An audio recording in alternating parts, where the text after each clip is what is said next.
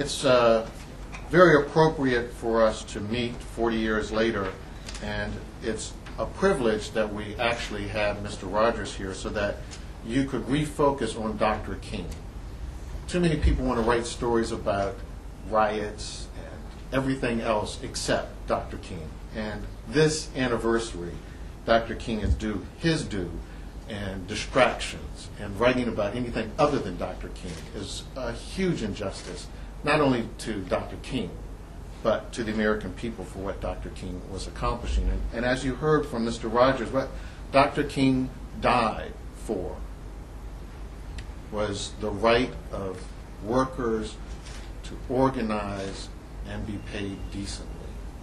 And so at this 40th anniversary, it's a time for us to reflect on his words, his vision, and his mission that he died for in fighting poverty.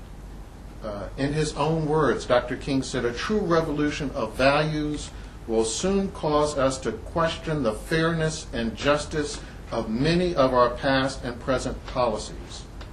On the one hand, we are called to play the Good Samaritan on life's roadside, but that will only be an initial act. One day, we must come to see that the whole Jericho Road must be transformed so that men and women will not be constantly beaten and robbed as they make their journey on life's highway. True compassion is more than flinging a coin to a beggar. It is not haphazard and superficial. It comes to see that an edifice which produces beggars needs restructuring." Dr. King's lesson to us was that poverty is not an indication of the lack of hard work on the part of individuals. It is the lack of decency in our economic policy. Many people want to turn talking about poverty into sociology and social pathology. When Dr. King was assassinated, only 25% of adult African American men had finished high school. When Dr. King was assassinated, for every 1,000 unmarried black women, 90 children were born out of wedlock. These are the kind of numbers that people play with when they talk about the social pathology of poverty. If Dr. King were alive today, and we told him, well, today, over 82% of adult African American men have finished high school, more than tripling the number when he was assassinated.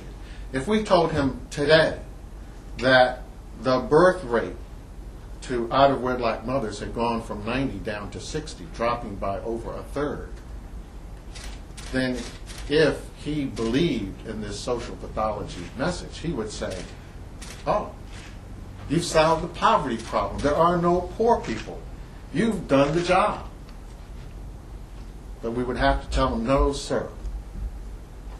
While you were alive, while you fought, while you advocated, you helped to lower the poverty rate for black children from 66%, 2 out of 3 black children, to 39%, cutting it by over 40% while you were alive, getting it to a rate that was low, so low that that record stood for 27 straight years."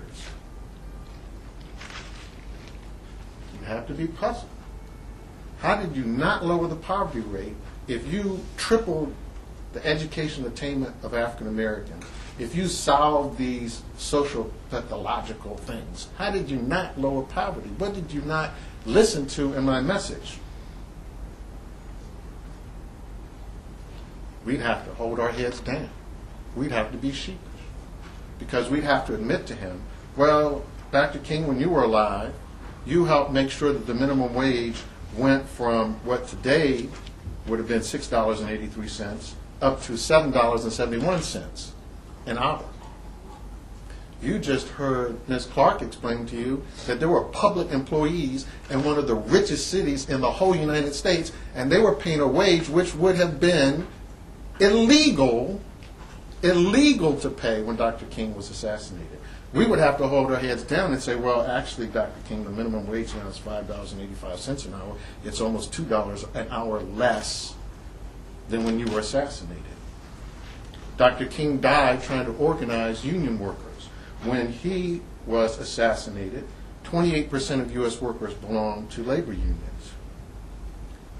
We'd have to hold our heads down and say, well, actually, Dr. King, today it's 12%. It's gone down from 28% to 12%.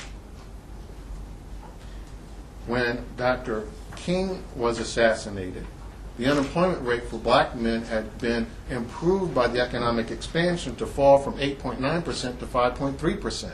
Today, we would have to hang our heads and say, well, actually, Dr. King, the unemployment rate for black men now stands at 7.9%, back where it was when you were fighting to get it down to 5.3%. He would wonder, why do you think you haven't lowered the poverty rate? You've lowered the wages of decent, hardworking people. You've denied them the opportunity to belong to labor unions. You've denied them the access to jobs by raising the unemployment rate. His message to us was not about individuals, but about our responsibility as creating a society that would have a safe road, a society that would not create beggars by the side of the road. And he would be disappointed that we have dropped the ball on his message, that we have lost his vision, that economic opportunity comes from us creating a just society. He began his last speech. We all remember the portion when he said that he wouldn't make it to the promised land with us, but he began that speech by reminding us two things. Don't get distracted. Don't bicker with each other. This is not the time for bickering. We must remain unified. He began that speech. And his second point on the speech was we have to keep to the issue, and the issue is injustice.